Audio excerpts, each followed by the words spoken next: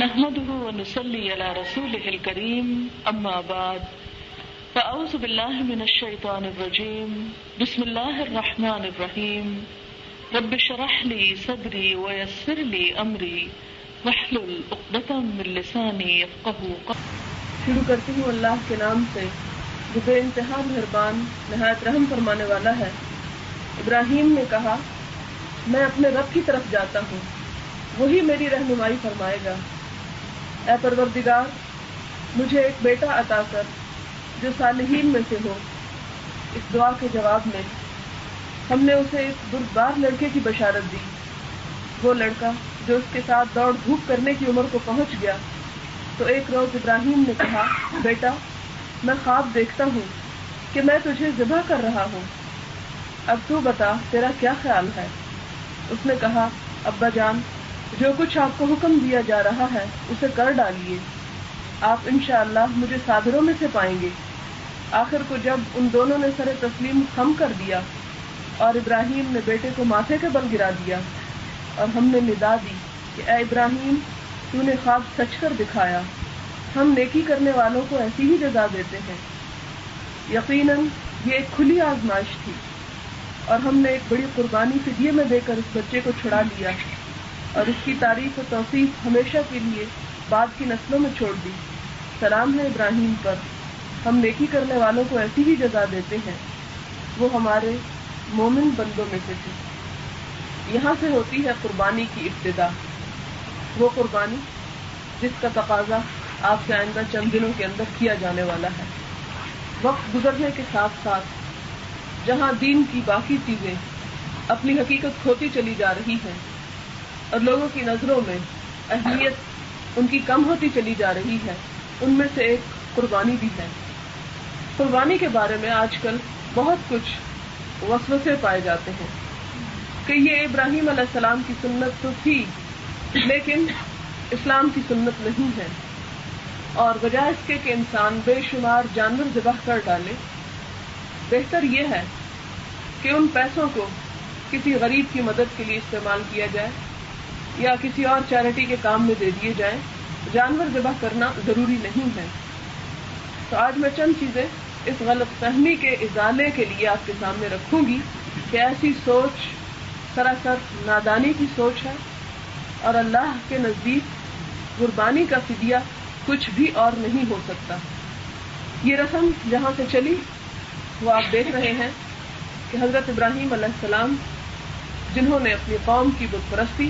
اور اپنے باپ دادا کا دین چھوڑ کر توحید کی راہ اپنائی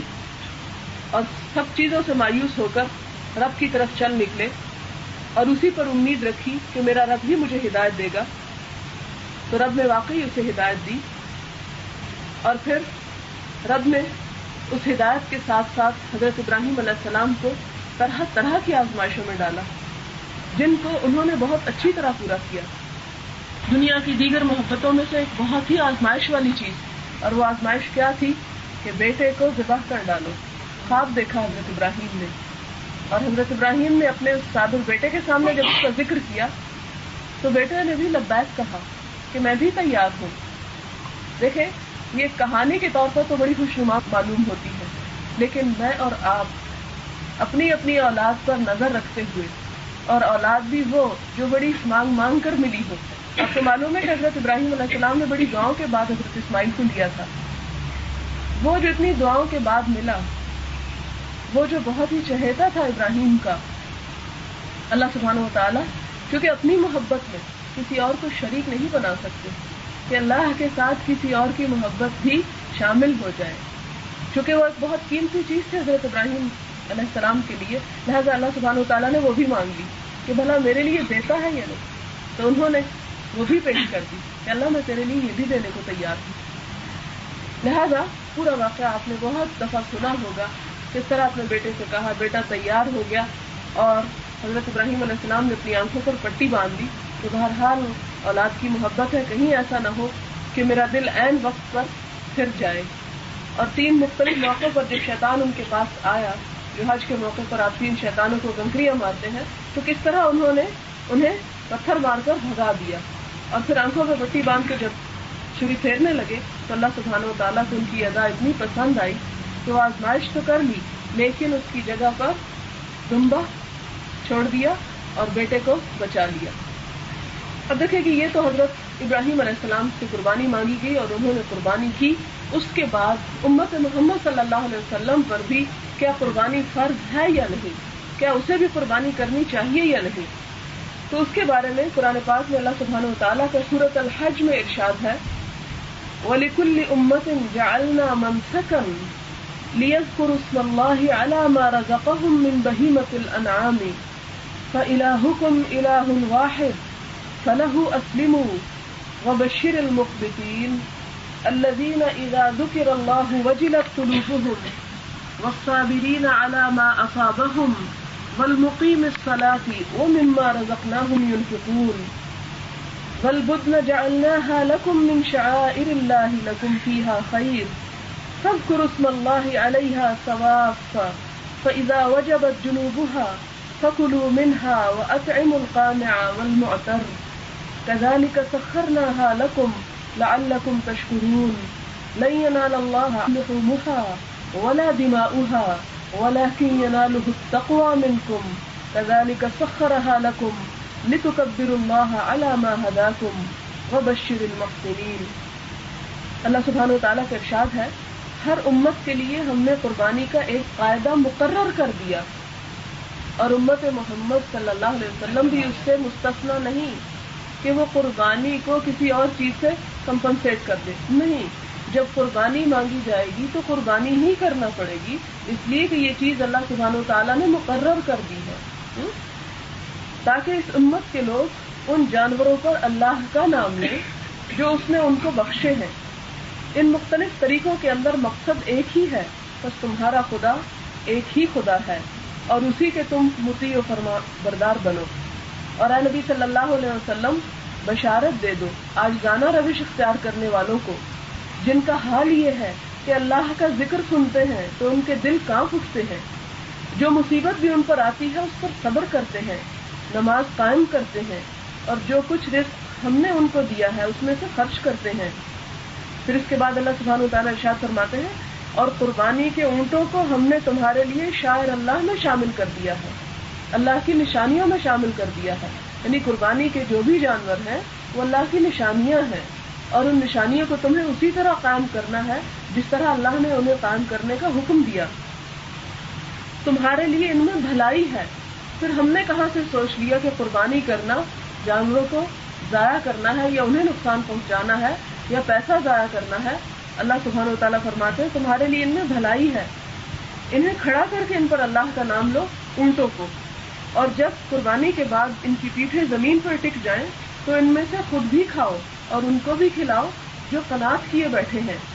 اور ان کو بھی جو اپنی حاجت پیش کریں۔ ان جانوروں کو ہم نے اس طرح تمہارے لیے مسخر کیا تاکہ تم شکریہ ادا کرو، نہ ان کے گوشت اللہ کو پہنچتے ہیں نہ خون، مگر اسے تمہارا تقویٰ پہنچتا ہے۔ اس نے ان کو تمہارے لیے اس طرح مسخر کیا تاکہ اس کی بخشی ہوئی ہدایت پر تم اس کی تکبیر کرو، اور اے نبی صلی اللہ علیہ وسلم نیکوکار لوگوں کو بشارت دے دو۔ عام طور پر ایک تصور یہ بھی پایا جاتا ہے کہ قربانی جو ہے اگر امت محمد صلی اللہ علیہ وسلم پر فرض ہے تو وہ صرف حاجیوں پر ہے، حالانکہ یہ بات کہیں بھی تخصیص کے ساتھ یہ نہیں فرمائی گئی کہ جو لوگ صرف حج کرنے کے لیے جائیں وہ تو قربانی کریں اور جو گھروں میں پیچھے بیٹھے ہیں وہ قربانی نہ کریں۔ اب دیکھیں کہ اگر اس عید پر قربانی ختم ہو جائے تو بھلا بتائیے یہ عید کیا عید باقی رہے؟ اس عید میں پھر خوشی کی کیا چیز رہ جائے گی؟ یعنی کون سا مقصد ہوگا؟ تو یہ دراصل اس دن میں قربانی کرنا ایک تو حج پہ جانے والوں کے ساتھ ایک قسم کی مشارکت ہو جاتی ہے،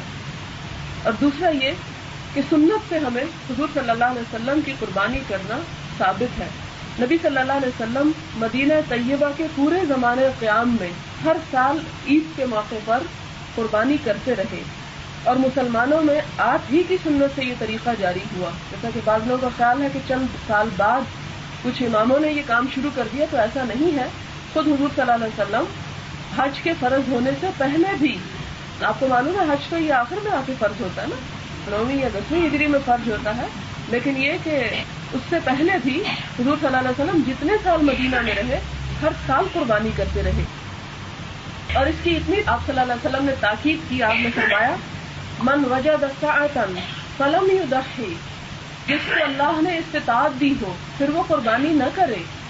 تو وہ ہماری نمازوں کی جگہ کے قریب بھی نہ آئے. یعنی گویا وہ ہم میں سے نہیں. اس لیے کہ امت محمد صلی اللہ علیہ وسلم میں شامل ہونے کے لیے قربانی کرنا ضروری ہے. پھر اسی طرح آپ صلی اللہ علیہ وسلم نے فرمایا کہ جو نماز سے پہلے قربانی کر لے، یعنی جانے سے پہلے، تو وہ قربانی نہیں، اسے قربانی کو دہرانا ہے، لوٹانا ہے. اور جو نماز کے بعد قربانی کرتا ہے تو وہ دراصل سنت کی پیروی کرتا ہے. حضرت علی رضی اللہ تعالیٰ عنہ کی روایت ہے کہ آپ صلی اللہ علیہ وسلم نے فرمایا اے لوگوں قربانی کرو، جانوروں کا خون آخرت کے ثواب کی نیت سے بہاؤ، دوسروں پر فخر جتانے کے لیے نہیں. کتنے افسوس کی بات ہے کہ ہمارے ہاں کچھ اس طرح کا ٹرینڈ ہوتا چلا جا رہا ہے کہ اچھے سے اچھا جانور تو ہم ذبح کرتے ہیں لیکن اس کے پیچھے نیت اچھی نہیں ہوتی. نیت کیا ہوتی ہے؟ فخر جتانا کہ ہم نے 3000 کا بکرا ذبح کیا اور فلاں نے 2000 کا، یا اس کے علاوہ یہ کہ ہم نے 3 ذبح کیے یا 4 ذبح کیے. تو یہ کثرت عدد یا اس کی کوالٹی پر یا کوانٹٹی پر فخر کرنا، اس سے اللہ کو کوئی غرض نہیں. اللہ سبحانہ و تعالیٰ کو جو چیز مطلوب ہے وہ یہ کہ ان کا خون اللہ کی خاطر بہایا جائے، اس کے پیچھے رضا اللہ کی رضا ہو. پھر آپ دیکھیں کہ حضور صلی اللہ علیہ وسلم نے فرمایا، یہ غلط فہمی 1400 سال پہلے ہی دور فرما دی. قربانی کے جانوروں کا خون اگرچہ ظاہراً زمین پر گرتا ہے اور برباد ہوتا ہوا دکھائی دیتا ہے، لیکن حقیقتاً یہ خون اللہ کے خزانے میں چلا جاتا ہے. پھر اسی طرح آپ دیکھیں کہ اگر ہم عقلی لحاظ سے دیکھیں تو بھی قربانی کا گوشت کبھی ضائع تو نہیں ہوا. کتنے ہی ایسے بے شمار لوگ ہیں. یعنی صرف اپنے اوپر نظر مت دوڑائیے یا اپنے ارد گرد والوں کو مت دیکھیے، امت مسلمہ کے اس حصے کو بھی دیکھیے کہ جس کو پورا سال گوشت کھانا نصیب نہیں ہوتا اور ان کے لیے انہی دنوں میں گوشت کی فراوانی ہوتی ہے یا وہ پیٹ بھر کے کھا لیتے ہیں. اور ان سب سے پہلے آپ دیکھیں کہ کتنے بے شمار لوگ، ہزاروں کی تعداد میں لوگ سال بھر ان جانوروں کو پالتے رہتے ہیں کہ ان کا یہ ایک بزنس ہوتا ہے عید کے موقع پر ان جانوروں کو بیچنا. اب اگر سب لوگ قربانی چھوڑ دیں تو آپ دیکھیں کہ ایک طرف تو آپ دعویٰ کر رہے ہیں کہ اس پیسے سے آپ غریبوں کی مدد کر رہے ہیں، ان کو خیرات دے رہے ہیں، اور دوسری طرف آپ ان پیسوں کو یوں بانٹ کر مفت میں تقسیم کر کے لوگوں کو بیکار میں لینے کا عادی بنا رہے ہیں. تو اللہ کی سنت کا انکار جو ہے دراصل فائدے کی چیز نہیں، بلکہ عقل بھی اس بات میں تقاضا کرتی ہے کہ ایسا ہونا چاہیے جیسا کہ اللہ سبحانہ و تعالیٰ نے ہمیں حکم دیا ہے اور جس چیز کو پسند فرمایا ہے. ایک مسلمان کے لیے تو اتنا ہی کافی ہے کہ اس کا رب اسے کوئی حکم دے اور وہ آمنا و صدقنا کہے کہ اللہ مجھے قبول ہے، میری خوشی اسی میں ہے، اس لیے کہ میں نے تیرے سامنے اپنا سب جھکا دیا ہے. لیکن اگر یہ بات سمجھ نہ بھی آتی ہو تو پہلے نمبر پر آپ دیکھیں کہ پالنے والوں کا کتنا فائدہ ہے اس میں. دوسرے نمبر پر آپ دیکھیں کہ جتنے بھی جانور ذبح ہوتے ہیں ان کی ہڈیاں، ان کے بال، ان کی کھالیں، ان میں سے کون سی چیز ہے جو ویسٹ ہو جاتی ہے؟ کچھ بھی تو نہیں. اب تو اللہ کا شکر ہے کہ سعودی عرب سے بھی قربانی کا گوشت جو ہے وہ فوری چارٹر طیاروں کے ذریعے مختلف ایسے ملکوں میں جہاں پر بہت زیادہ بھوک اور قحط کا عالم ہے، یا کشمیر اور افغانستان میں جہاں پر بہت زیادہ تباہی ہو چکی ہے، وہاں پر براہ راست بھجوا دیا جاتا ہے. اور اگر ایسا نہیں بھی تو مقامی لوگوں میں سے جتنے بھی سکت رکھتے ہیں اگر وہ زیادہ سے زیادہ کریں گے تو جتنے بھی ان کے ارد گرد ضرورت مند ہیں وہ خود ہی اس کو استعمال کریں گے. پھر اس کے بعد آپ دیکھیں کہ امت مسلمہ جو ہے ہمیشہ مجاہد قوم ہوتی ہے اور اسلام میں حلال چیزوں کے کھانے سے منع نہیں کیا گیا. تو گوشت انسانی غذاؤں میں سے ایک بہترین مکمل غذا ہے، اور اگر عام طور پر وافر نہیں ملتا اور سال میں ایک موقع ایسا آتا ہے کہ جس میں وہ اپنی ضرورت پوری کرتا ہے یا اس سے طاقت حاصل کرتا ہے. دیکھیں کہ اسلام میں ایک مسلمان کا جو نظریہ ہوتا ہے وہ ہر کام کے پیچھے اس کا ایک مقصد ہوتا ہے، ایک نیت ہوتی ہے. اس کھانے پینے کے پیچھے بھی وہ صرف جانوروں کی طرح کھاتا پیتا نہیں ہے، بلکہ اسے یہ معلوم ہے کہ میرا یہ کھانا جو ہے دراصل مجھے اس سے قوت حاصل کرنا ہے، اور اگر مجھے قوت حاصل ہوگی تو میں اللہ کی اطاعت اور اس کی عبادت بہترین طریقے سے کر سکوں گا. ایک مسلمان قوم مجاہد قوم ہے تو اس مجاہد قوم کو زیادہ سے زیادہ طاقت کی ضرورت ہے تاکہ وہ اللہ کے دین کو زیادہ سے زیادہ پھیلا سکے، زیادہ سے زیادہ جہاد کر سکے۔ پھر اسی طرح آپ دیکھیں کہ قربانی کے ساتھ ساتھ ان دنوں کی کیا اہمیت ہے، جن دنوں میں ہم قربانی کرتے ہیں۔ عام طور پر ذی الحجہ کے یہ دن ہمارے عام دنوں کی طرح گزر جاتے ہیں اور ہم اس بات سے بالکل بے خبر رہتے ہیں کہ ہمارے پاس کتنی بڑی دولت ہے جو دن رات ہمارے دروازے پہ پڑی ہے اور ہم اس کی طرف سے آنکھیں موڑے ہوئے ہیں۔ اس کے بارے میں ایک حدیث سنیے۔ حضور صلی اللہ علیہ وسلم نے فرمایا، ذی الحجہ کے پہلے 10 دنوں کے سوا زیادہ محبوب اور پسندیدہ عمل کسی زمانے میں بھی کوئی نہیں اللہ کے نزدیک۔ یعنی ان 10 دنوں میں جو بھی نیک کام کیا جاتا ہے وہ سال کے کسی بھی اور حصے میں کیے جانے والے کام سے اللہ کے نزدیک زیادہ پیارا ہے۔ یعنی اللہ تعالیٰ کو ان دنوں کا کیا ہوا کام بے حد عزیز ہے۔ تو لوگوں نے کہا کہ کیا جہاد بھی نہیں؟ تو آپ صلی اللہ علیہ وسلم نے فرمایا، جہاد بھی نہیں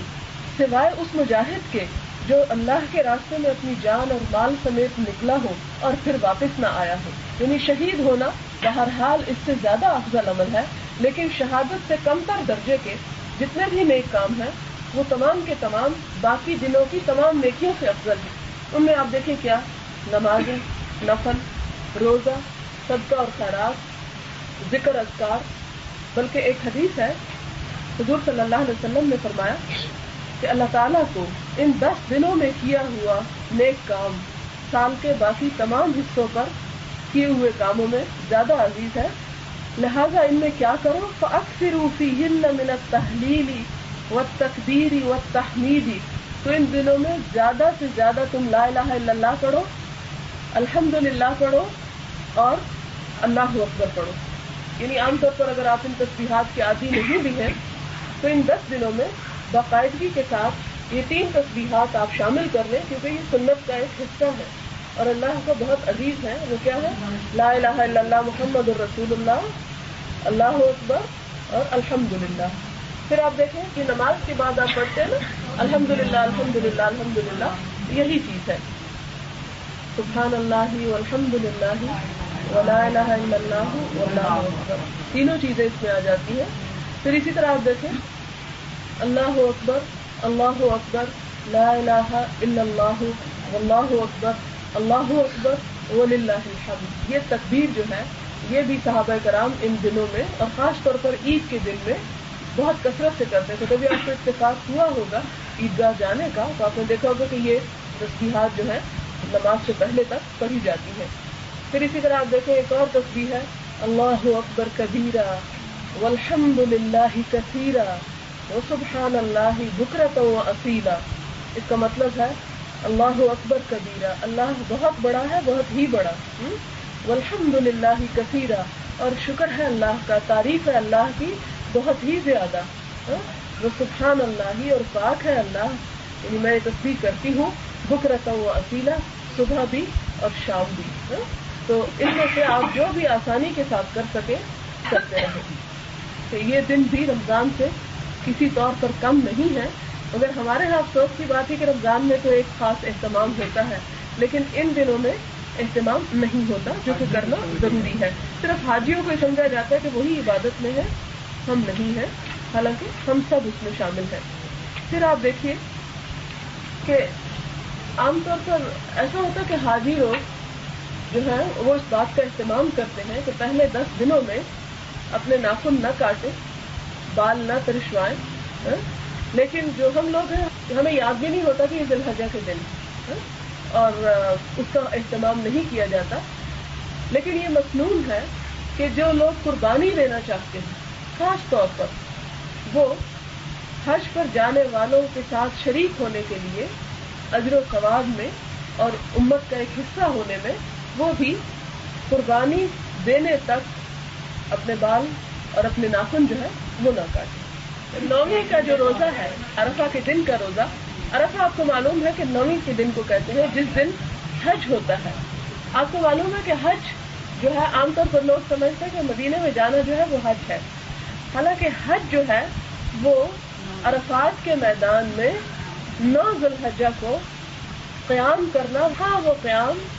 ایک لمحے کا ہی کیوں نہ ہو، زوال آفتاب سے بعد، اس سے پہلے بھی نہیں اور غروب آفتاب کے بعد بھی نہیں،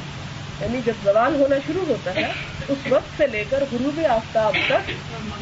ظہر کے شروع ہونے سے مغرب تک جو وقت ہے، یہ آپ کو لازماً عرفات کی ان حدود کے اندر جو مقرر کی گئی ہیں اس میں آ کے آپ کو گزارنا ہے، چاہے 5 منٹ کے لیے ہو چاہے 1 گھنٹے کے لیے۔ یہ ہے کہ مسنون یہ ہے کہ غروب آفتاب کے وقت نکلا جائے، وہاں جب اعلان ہوتا ہے۔ اب یہ کہ جو لوگ وہاں حج نہ کر رہے ہوں وہ اب کیا کریں، تو ان کے لیے بھی اللہ سبحانہ وتعالیٰ نے ایک بہت ہی برکت اور ثواب کی چیز رکھی۔ حضرت ابو ہریرہ سے روایت ہے کہ حضور صلی اللہ علیہ وسلم نے فرمایا کہ عرفہ کے دن روزہ رکھنا 2 سال کے گناہوں کا کفارہ ہے، ایک گزرے ہوئے اور ایک آنے والے۔ لہذا کوشش کیجئے کہ اس دن کا روزہ جو ہے، یعنی حج کے دن کا روزہ جیسے نیکسٹ ڈے عید ہے، تو صرف شاپنگ میں نہ گزر جائے بلکہ روزہ بھی ساتھ رکھ لیا جائے، کیونکہ اس روزے کا بہت ثواب ہے۔ لیکن جو لوگ حج کر رہے ہوں وہ نہیں یہ روزہ رکھ سکتے، ان کو منع کیا گیا ہے، کیونکہ ایک دفعہ ایسا ہوا کہ صحابیہ تھیں، انہیں اس بات کا پتہ کرنا تھا کہ حضور صلی اللہ علیہ وسلم روزہ سے ہیں یا نہیں، کیونکہ انہوں نے اس بات کو سن رکھا تھا کہ اس دن کے روزے کا بہت اجر و ثواب ہے، تو انہوں نے دودھ بھیجا آپ صلی اللہ علیہ وسلم کے پینے کے لیے، جبکہ آپ صلی اللہ علیہ وسلم عرفات میں خطبہ دے رہے تھے، حج کا خطبہ، تو آپ صلی اللہ علیہ وسلم نے وہ دودھ نوش فرمایا، جس سے انہیں اس بات کا یقین ہو گیا کہ آج کے دن حاجی روزہ نہیں رکھیں گے، ان کا روزہ نہیں ہوگا۔ پھر آپ دیکھیے کہ جن لوگوں کو قربانی کرنا ہے وہ قربانی کرنے تک اور خصوصاً نماز کے پڑھنے تک روزہ رکھیں گے، یعنی صبح کے وقت کچھ نہیں کھائیں گے، یہ بھی مسنون ہے اور بہت ہی باعث ثواب ہے۔ حتیٰ کہ صحابیات جو تھیں وہ اپنے چھوٹے بچوں کو دودھ بھی نہیں پلایا کرتی، انہیں بھی بھوکا رکھتی، یعنی روزے سے رکھتی۔ تو یہ ہے کہ جو بھی سنت کو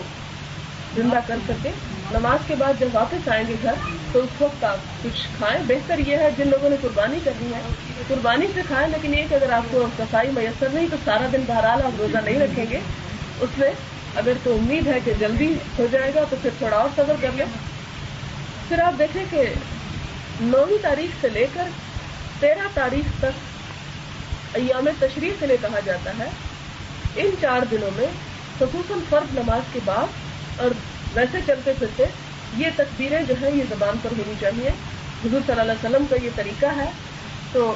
یہ بھی آپ صلی اللہ علیہ وسلم کی سنت ہے، ہمیں اس سنت سے بھی محبت کرنا چاہیے اور اسے اپنا اعمال کا ایک حصہ بنانا ہے انشاءاللہ ان 4 دنوں میں۔ تو تکبیریں کیا ہیں؟ اللہ اکبر، اللہ اکبر، لا الہ الا اللہ، واللہ اکبر، اللہ اکبر، وللہ الحمد۔ پھر اسی طرح باقی کچھ اور بھی مسائل ہیں، جیسے قربانی کی کھال جو ہے اس کو صدقہ کیا جاتا ہے، اسے بیچ نہیں سکتے آپ۔ اسی طرح قصاب جو ہے، یہ قصائی جو ہے، اسے آپ قربانی کے گوشت میں سے اجرت نہیں دیں گے بلکہ الگ سے اجرت دیں گے۔ ویسے اگر آپ ہدیے کے طور پر اسے گوشت دینا چاہیں تو وہ ہدیہ ضرور ہوگا لیکن اس کا صلہ نہیں ہوگا، یہ نیت نہیں ہوگی۔ اسی طرح یہ ہے کہ جن لوگوں نے قربانی کرنا ہو وہ اپنی قربانی کو اپنے ہاتھ سے کریں تو زیادہ بہتر ہے۔ ابھی بھی خواتین کے بارے میں، خواتین قربانی کر سکتی ہیں لیکن اگر نہ کرنا چاہے تو نہ کریں۔ ہمارے ہاں عام طور پر یہ تصور پایا جاتا ہے کہ عورت ذبح نہیں کر سکتی اور عورت کے ہاتھ سے ذبح کیا ہوا مکروہ ہے یا حرام ہے، حالانکہ اسلام میں اس کا کوئی تصور نہیں۔ عورت ذبح کر سکتی ہے اور عورت کا ذبح کیا ہوا سراسر حلال ہے۔ اگر نہ کر سکے تو ان کے اوپر کم از کم ہاتھ رکھ دے، ہاتھ رکھنا بھی جو ہے وہ مسنون ہے، لیکن یہ نہ ہو کہ پتہ ہی نہ ہو کہ گوشت کہاں بنا، کہاں کٹا اور کہاں گیا،